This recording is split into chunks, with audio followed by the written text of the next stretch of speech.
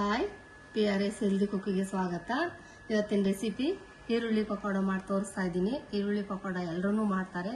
ನಿಮ್ಗೆ ಯಾವ್ದು ಈಜಿ, ಏನು ಹಾಕ್ತಾರೆ ಅನ್ನೋದು ಇಂಪಾರ್ಟೆಂಟು. ನೋಡ್ಕೊಳ್ಳಿ ಏನೇನು ಬೇಕಂತ ಐಟಮ್ಸ್ ಇಲ್ಲಿ ಇಟ್ಟಿದ್ದೀನಿ. ಈರುಳ್ಳಿ ಒಂದು ಕಪ್ಪು, ಕಡಲೆ ಹಿಟ್ಟು 1/4 ಕಪ್ ಹಾಕಿದ್ದೀನಿ.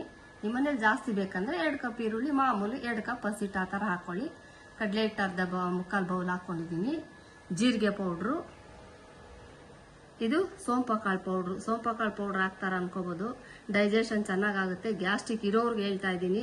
ಗ್ಯಾಸ್ಟ್ರಿಕ್ ಇರೋರ್ಗೆ ಅರ್ಧ ಬೌಲ್ ಪಕೋಡ ತಿಂದು 1 ಬೌಲ್ ತಿಂದ್ರೂ ಒಂದು ಸ್ವಲ್ಪನೂ ಗ್ಯಾಸ್ಟ್ರಿಕ್ ಆಗಲ್ಲ. ಅದರಿಂದ ಸೋಂಪಕಾಳು ಪೌಡ್ರ್ ಹಾಕೋತಾ ಇದ್ದೀನಿ. ಕರಿಬೇವು ತೊಳೆದ್ಬಿಟ್ಟು ಎಲ್ಲ ಕಟ್ ಮಾಡ್ಕೊಂಡಿದ್ದೀನಿ. ಮೆಣಸಿನ ಪೌಡ್ರು, ಉಪ್ಪು, ಇದಕ್ಕೆ ಬೇಕಾಗಿರೋಂಥ ಐಟಮ್ಸ್ ಇಷ್ಟು. ಹೇಗೆ ಮಾಡೋದು ಅಂತ ಹೇಳ್ಕೊಡ್ತೀನಿ, ನೋಡ್ಕೊಳ್ಳಿರಂತೆ ಬನ್ನಿ.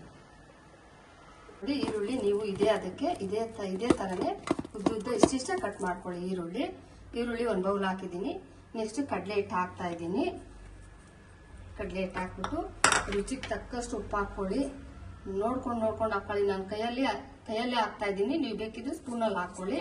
ಸ್ವಲ್ಪ ಉಪ್ಪು ಹಾಕ್ತಾ ಇದ್ದೀನಿ. ಮೆಣಸಿನ ಪೌಡ್ರು ಹಾಕ್ತಾ ಇದ್ದೀನಿ. ಖಾರ ಜಾಸ್ತಿ ಬೇಕಂದ್ರೆ ಸ್ವಲ್ಪ ಜಾಸ್ತಿ ಹಾಕ್ಕೊಳ್ಳಿ. ನಾನಿಲ್ಲಿ ಕರೆಕ್ಟಾಗಿ ಹಾಕಿ ತೋರಿಸ್ತಾ ಇದ್ದೀನಿ. ಕರಿಬೇವು ಹಾಕ್ತಾ ಇದ್ದೀನಿ. ಎಲ್ಲ ಒಂದಕ್ಕೆ ಹಾಕೊಂಡ್ಬಿಡಿ. ಸ್ವಲ್ಪ ನೋಡಿ, ಸೋಂಪಕಾಳು ಪೌಡ್ರು ಸೂಪರ್ ಟೇಸ್ಟ್ ಇರುತ್ತೆ, ಸೂಪರ್ ಸ್ಮೆಲ್ ಇರುತ್ತೆ, ಡೈಜೆಷನ್ನು ಆಗುತ್ತೆ. ಇಲ್ಲಿ ಜೀರಿಗೆ ಪೌಡ್ರು ಸ್ವಲ್ಪ ಹಾಕೋತಾ ಇದ್ದೀನಿ. ಹಾಕೊಂಡ್ಬಿಟ್ಟು ನೀರು ಹಾಕ್ಕೊಂಡು ಚೆನ್ನಾಗಿ ಸ್ವಲ್ಪ ಈ ಥರ ಮಿಕ್ಸ್ ಮಾಡ್ಕೊಂಡ್ಬಿಡಿ. ಚೆನ್ನಾಗಿ ಮಿಕ್ಸ್ ಮಾಡ್ಕೊಂಡು ನೋಡಿ, ನೀರು ಸ್ವಲ್ಪ ಕಡಿಮೆ ಹಾಕ್ಕೊಂಡು ನೋಡಿ ಅದಕ್ಕೆ ಕಲಸಿದ್ದೀನಿ. ಕಲಸ್ಕೊಳ್ಳಿ. ನೆಕ್ಸ್ಟ್ ಕಾದಿನ ಎಣ್ಣೆ ಹಾಕಿ ತೋರಿಸ್ತೀನಿ.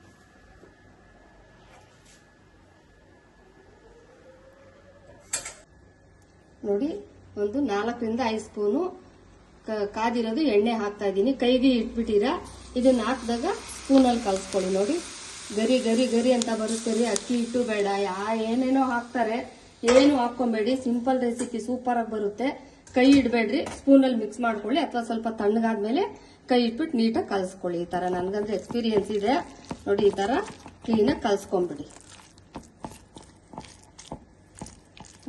ಗರಿ ಅಂತ ಬರ್ತಾ ಇರುತ್ತೆ. ನೋಡಿ, ಎಣ್ಣೆ ಹಾಕ್ಬಿಟ್ಟು ಇಷ್ಟೇ ಅದಕ್ಕೆ ಕಲ್ಸ್ಕೊಳ್ಳಿ. ಸೂಪರ್ ಆಗಿ ಬರುತ್ತೆ. ಗರಿ ಅಂತ ಇರುತ್ತೆ. ತಿನ್ನಕ್ಕೂ ತುಂಬಾ ಟೇಸ್ಟ್ ಇರುತ್ತೆ. ಸೂಪರ್ ಆಗಿ ಬಂದಿದೆ. ನೋಡಿ, ಎಣ್ಣೆ ಕಾದಿದೆ. ಉರಿ ಯಾವಾಗ್ಲೂ ಸ್ಲಿಮ್ಮಲ್ಲೇ ಇಟ್ಕೊಳ್ಳಿ. ನೋಡಿ, ಕಾದ್ಬಿಟ್ಟು ಹುಷಾರಾಗಿ ನೋಡಿ ಈ ತರ ಚಿಕ್ಕದಾಗಿ ಹಾಕೊಂಡು ಬಂದ್ಬಿಡಿ. ಸೂಪರ್ ಆಗಿ ಬರುತ್ತೆ ರೀ.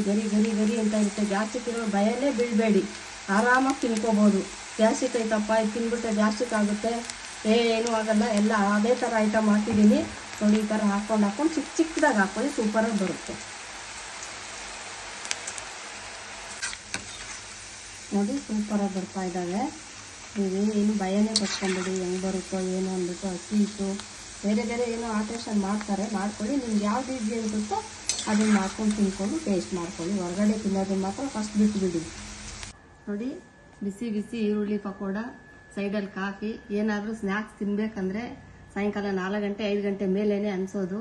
ಈ ಥರ ಈಸಿಯಾಗಿ ಹೇಳ್ಕೊಟ್ಟಿದ್ದೀನಿ. ಕಾಫಿ ಟೀ ಕುಡಿದ್ರೆ ಗ್ಯಾಸ್ಟ್ರಿಕ್ ಆಗಲ್ಲ ಅನ್ಕೋಬೋದು. ಲಿಮಿಟ್ ಇದ್ರೆ ಯಾವುದು ಗ್ಯಾಸ್ಟ್ರಿಕ್ ಆಗಲ್ಲ ರೀ. ಹೊರಗಡೆ ತಿನ್ನೋದು ಬಿಟ್ಟೇ ಬಿಡಿ ಅಂತ ಅಲ್ಲ. ಏನೋ ಮಾಡೋಕ್ಕಾಗೋದೇ ಇಲ್ಲ, ಯಾರೋ ಬಂದರು ಅಂದರೆ 1 ದಿವಸ ಓಕೆ ಅಥವಾ 2 ದಿವಸ ಓಕೆ. ಡೈಲಿ ಅದು ಸರಿ ಇರಲ್ಲ. ಹೊರಗಡೆ ತಿಂದು ಆರೋಗ್ಯ ಹಾಳು ಮಾಡ್ಕೋಬೇಡಿ.